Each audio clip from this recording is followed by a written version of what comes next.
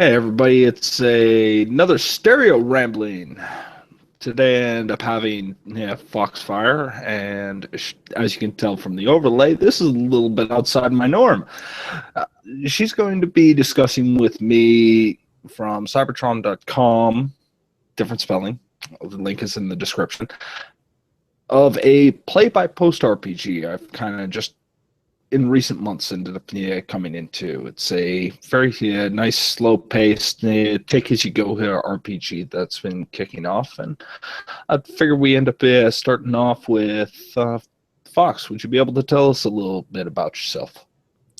Hey, I've been doing play-by-post RPGs for what feels like several years, more than 5, and I adore Transformers. It's my it's my happy place. It makes me the happiest, so I pretty much only exclusively play-by-post Transformers.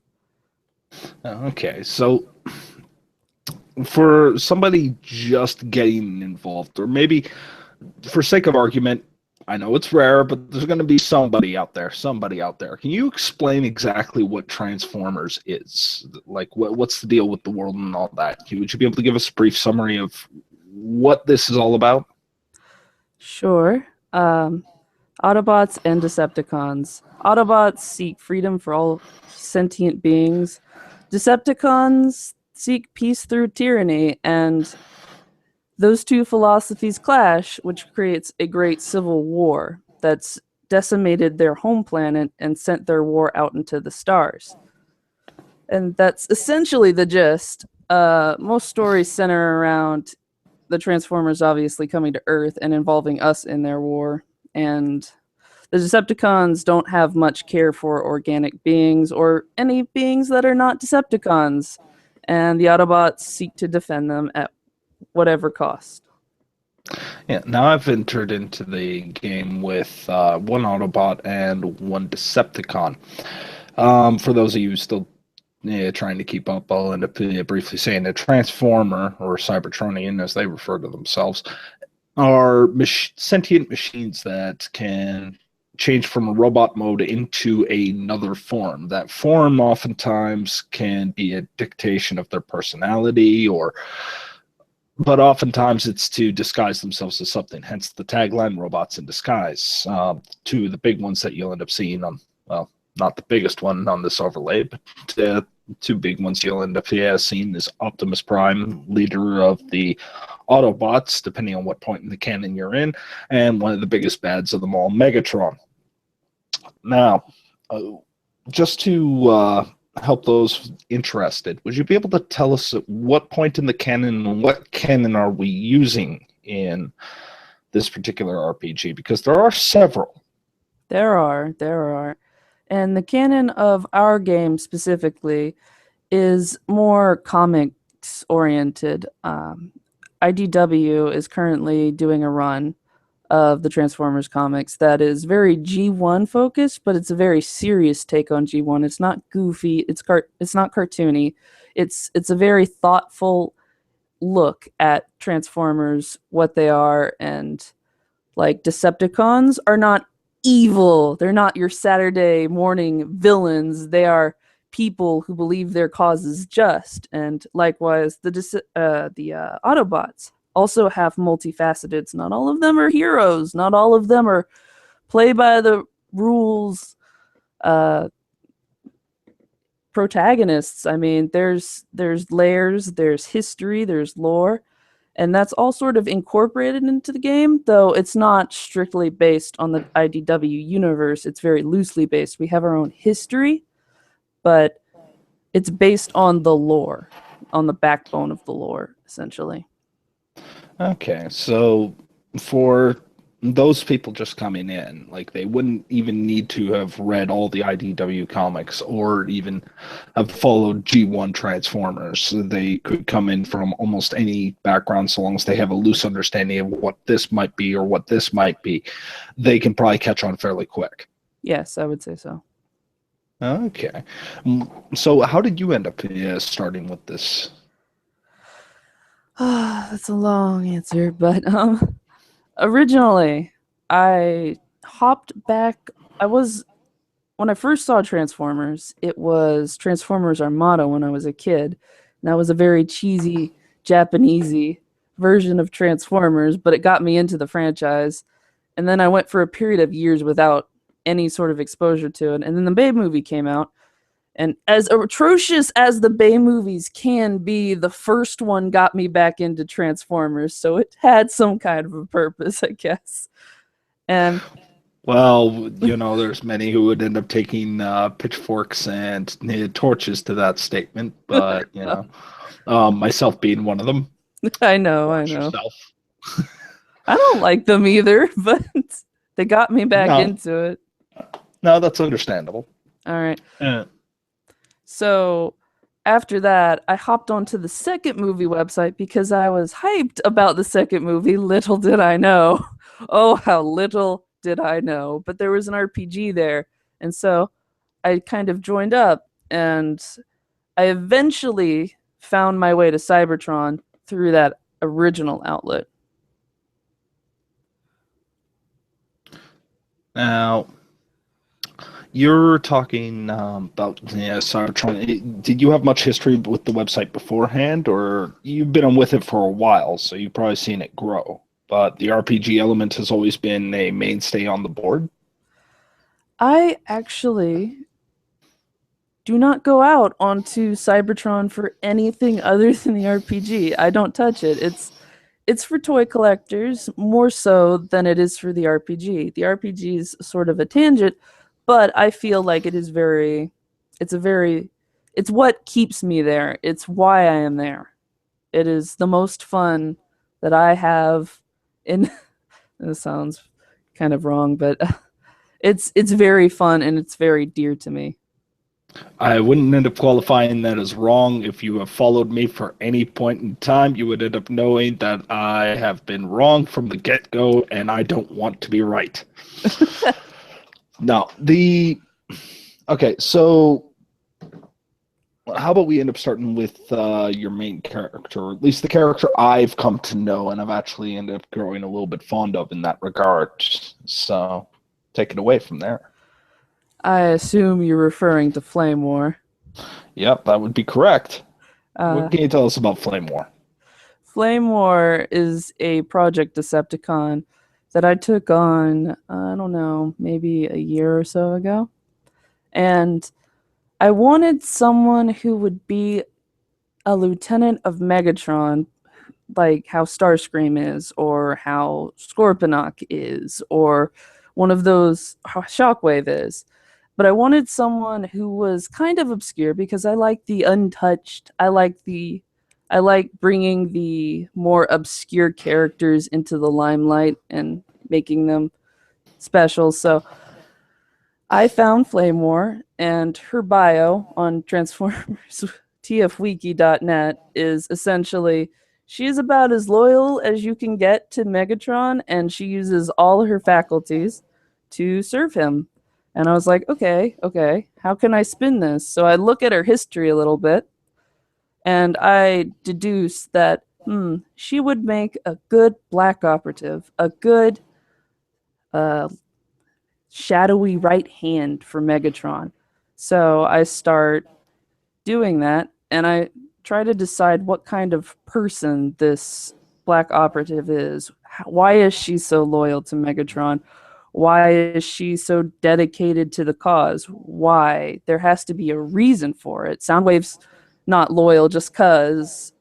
And if you follow the comics, Tarn, who is the leader of the Decepticon Justice Division, is not loyal just cuz. They have their reasons for being loyal to Megatron. So I wanted to create a very interesting new take on what would inspire such loyalty in a despotic tyrant. It's fair to end up asking those questions. So the interesting part about this forum is that you can end up taking on characters from the series. A lot of them fairly obscure or haven't been fleshed out. A simple example, like I'm currently running with, and I still need to finish up a few posts with, the character of Dead End, who is a stunticon, and this is actually pre-combiner technology. So in the comics, or not the comics, but in this history, combiners are still becoming a thing. It's not a common bit. For those of you who don't know what a combiner is a combiner is a group of transformers who are individual parts of a grander whole. So a good example, or probably the most famous example, comes from Devastator, who is 6 separate entities who have merged into individual components to create something far grander than themselves, far more powerful than themselves. So we end up having that particular bit. I ended up taking on Dead End, who's a stunticon. He's part of a 5-man crew. And you can start taking on these characters who don't really have that fleshed out of a history, and you can start experimenting, like, how could you come up with this personality type? What would drive them? And start fleshing it out. It's a very good exercise if you're trying to reverse engineer something that came before. If you already know where you want to be or where you're trying to go, you can end up falling back and figuring out, okay, how does this work? How does this work? How does this work? And develop it piecemeal in that regard. It's actually quite an interesting exercise, all in all. I would have to agree, considering I've done it multiple times. Okay. So when you're, how do I end up putting this? When you're here posting, well, first of all, like you said, it's earlier on before we hit record, the posts are fairly slow. It's not a hyper reactive board. If you miss a week because you have to go on vacation or something like that, it's not like you're going to be so far behind you can't possibly catch up. Right. It's very relaxed, I would say. It's very relaxed. It's comfortable for people who have lives outside of it. Yeah, which is a rare thing by play-by-post standards as far as I've seen. And the interesting thing is I don't see too many actual RPGs built around the Transformers universe. I've seen a few like homebrews and all that, either really focused on mechanics and trying to overcomplicate things or what have you, but very few of them actually focus on the characters and story. It's one of the reasons why I ended up going towards Cybertron. And when you're here going up with these kinds of characters, and you can do homebrew, right? If there's a very rigorous process, though, that you have to end up going through when it comes down to homebrew. And would you be able to go through probably some of the horror stories that have been offered up? Because there's a reason you end up having mods actually looking over characters before they're approved for play. Oh, come on, give us the juicy stuff. Oh, God. I don't want to out anyone. I'm trying Don't have to give names. All Don't right. have to give names. So, recently, we got this character who... It was like she was trying to do high school Transformers, like high school drama sitcom Transformers, and it was bad. It was bad. She had I can't even describe it very well. It was it was horrific to look at. Do you want me to go back and read it? You can. It's horrible. It's horrid. Okay. Well, while we're going through that, why don't you tell us a few of your favorite stories that have already happened amongst this? Because I'm pretty sure it's been going on for quite a while. I believe the number dropped was more than 15 years. You got to have a few stories to end up sharing with us. All right. Well, when I was joining up, my first character was Umbra, a fan made, and she was an Autobot who was a prisoner at an Autobot facility called Garrus 9. And what happened was that she essentially just sort of went through her prison life, and it was sort of interesting to me because she became friends with this other prisoner who is a component in a combiner. who has not formed in many a year.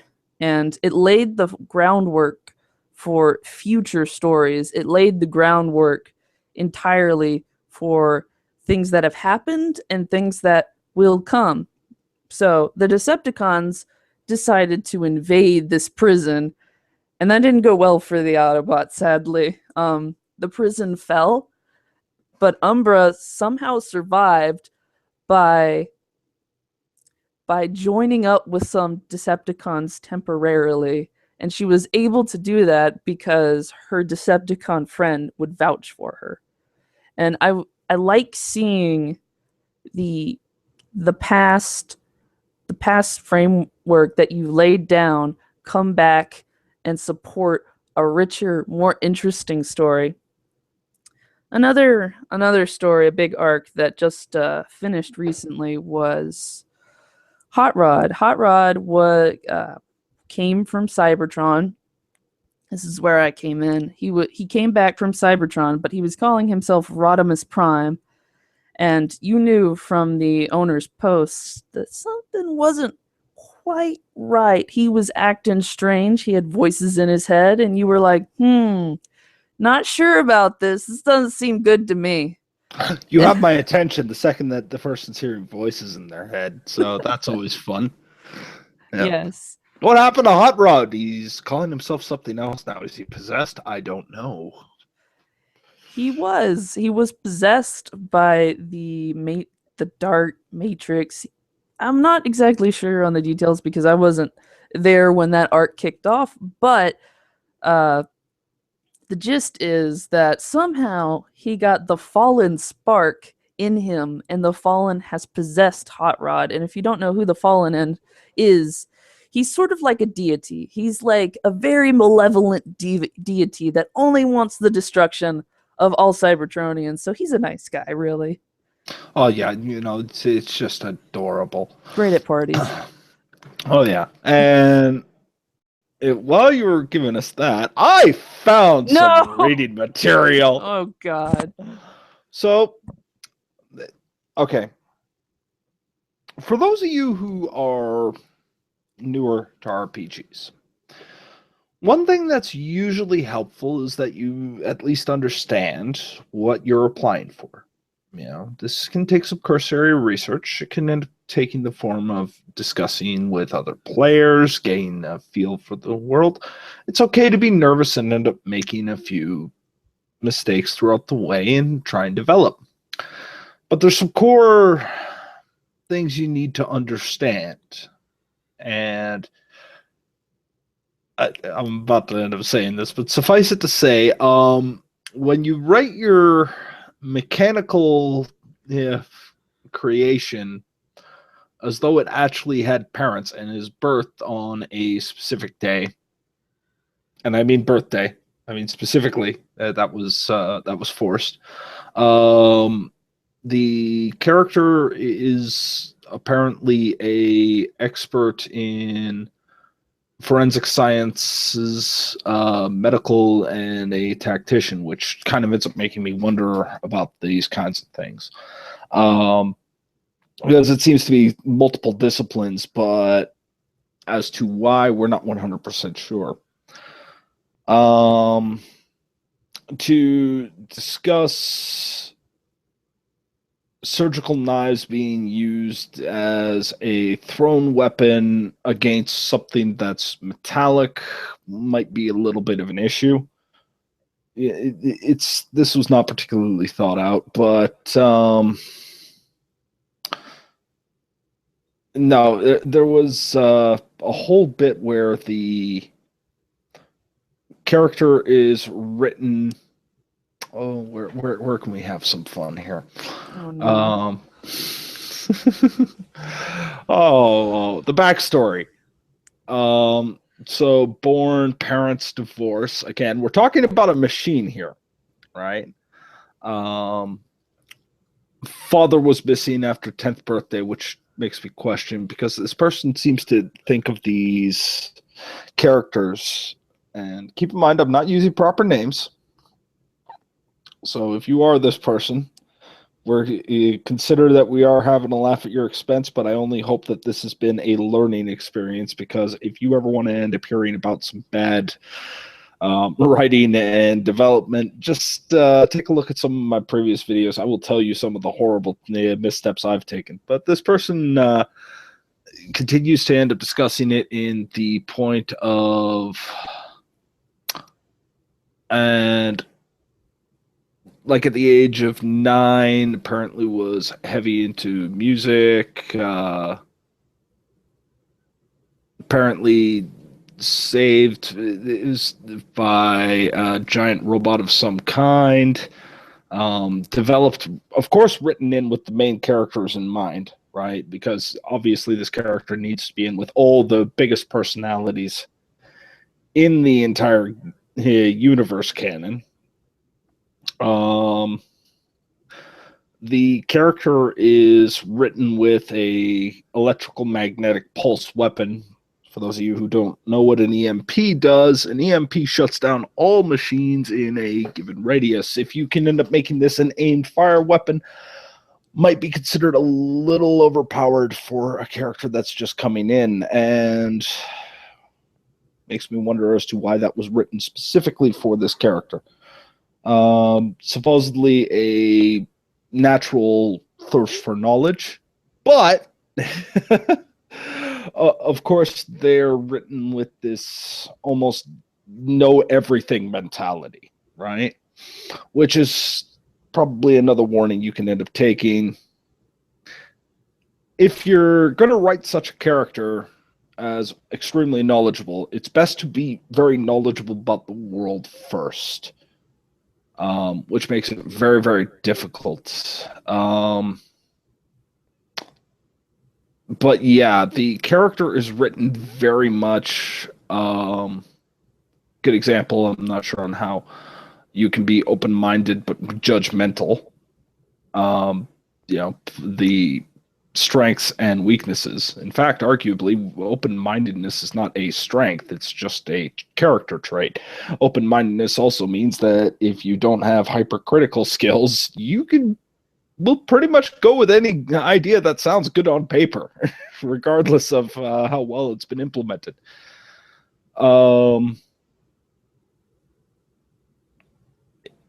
Yeah, these kinds of characters are, well, go ahead, Fox. Take it away from there. Or are you still cringing? These kind of characters, I think this would be a prime example of what they call a Mary Sue, which is a character who is a jack of all trades, good at everything type character who has tie-ins with the main characters automatically just because, and everyone likes this character. And while it's okay to have a few Mary Sues, like, everyone does it at some point or another. You write a Mary Sue character, it's to be expected. It's part of the development process, but there's a limit. Cybertron's RPG is quite, it takes a more serious tone. So when something as birthday and divorced parents, these are machines that get forged by their planet. These are machines that don't have parents in the world.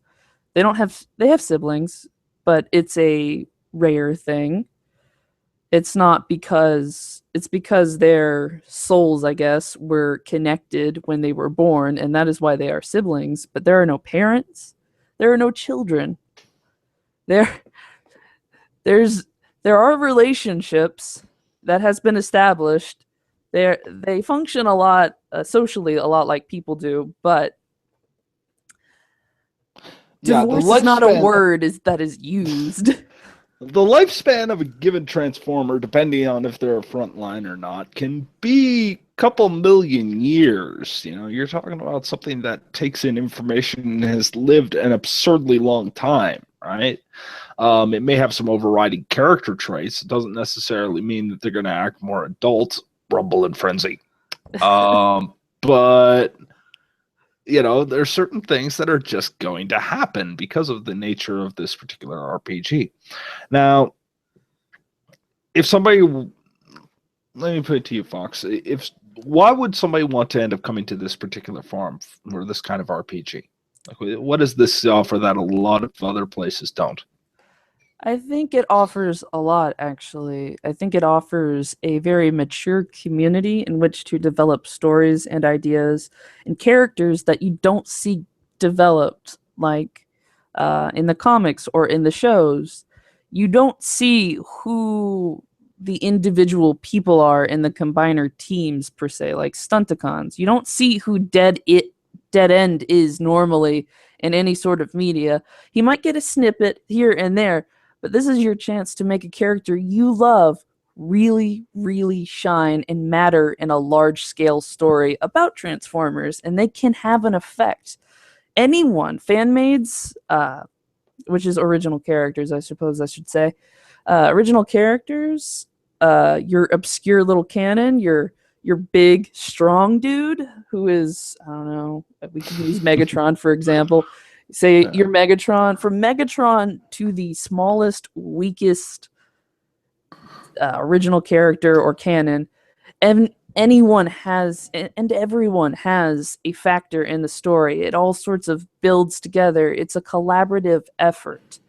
It's not, oh, my character is stronger than yours, so I'm going to beat you up. That's not how we're trying to tell a story together. We're trying to tell we're trying to have fun, obviously, but we're also trying to tell a story together, and how that happens through interactions. I think it offers a lot more because of the sheer scale of it as well. Yeah, because a lot of players are playing multiple characters, right? You're not just on one. Like I mentioned earlier, I have two particular ones, and the one that I was going to end up making point on, because earlier on you end up saying, I'm big, tough, so I'm going to punch you. Well, watching how that actually affects, right? I'm playing a character who's not all that bright in there, called Jailbreak, and Jailbreak is well, to put it bluntly, he's a force of nature character. He's not really designed for intricate intrigue. He's more or less the coming storm, and you either batten down the hatches or try and point him in a direction that's away from you, which kind of turns him into the potato of a very, very nasty game of hot potato amongst the Decepticons until they can hand him off to an Autobot and laugh at what happens afterwards. But those kinds of characters you can bring, right? You just have to understand like what you are actually in the relative point of the plot, because you're not there to be the hero. These characters are written as a support to somebody else, whereas if you're trying to play a character who is very much a focus character, you need to be able to end up showing that level of depth. You can have these shallow characters, and speaking as somebody who usually plays the manipulator, the person who's planning, the leader of a party, given and take, I find it I find it rather refreshing to be able to end up doing this. So I'm very thankful to the board to give me a chance to end up playing something that isn't supposed to be the evil mastermind. Well, that's the thing with Cybertron. You can play whatever you want to play, really. And that's the glory of it. You can play whatever you want to play. If it doesn't exist in the canon, then you can make a fan made. There's usually someone there for you in the canon, though. A lot of players have multiple characters, but a lot of players also want more. More characters in the game so they can have more richer stories, richer interactions. Players want other players to show up, and they want them to do well. And I know we were having a laugh at the other player's expense earlier, or the potential player's expense earlier, but we want you to succeed. We don't want people to fail. We want to bring people in and share this story that's so dear to us. We want people to have fun with it, is essentially what it is. I think I'll end on that note, because I will end up saying one thing about the RPG boards on Cybertron.com is there is it's a strong, small, strong community who really do want to end up doing right by its own player base. And newcomers they're willing to end up taking in and helping them learn the ropes. Sometimes, like it's an alternate canon, so you can have some fun with it, right? You don't have to feel like, well, I've seen this in an episode, so we can't end up doing this because this contradicts this. Well, that might not have actually happened in this particular version of the canon. It's always good to end up asking questions, look around, ask the mods. And once again, you can end up finding these posts, and you can end up joining in at cybertron.com in the RPG boards. Link again is in the description. And I think now is a good time to say farewell. Is there anything you'd like to end up saying, Fox? No, I think I'm good. Just like to thank everyone for listening, and I hope that wherever you go in your RPGing lives, that you just have fun with it. It's supposed to be fun. Yeah, someday I'll remember that. Well, if you ended up finding this at all helpful, feel free to end up pressing the like button. You know where the subscribe button is if you want more of this kind of content. And you want to know what? Just leave a comment. We might end up having a reply. And hey, if you got questions or a video you want to end up seeing done over a topic that you'd care to get some feedback on, feel free to end up leaving that there so we can end up reading over it. And, well, until next time.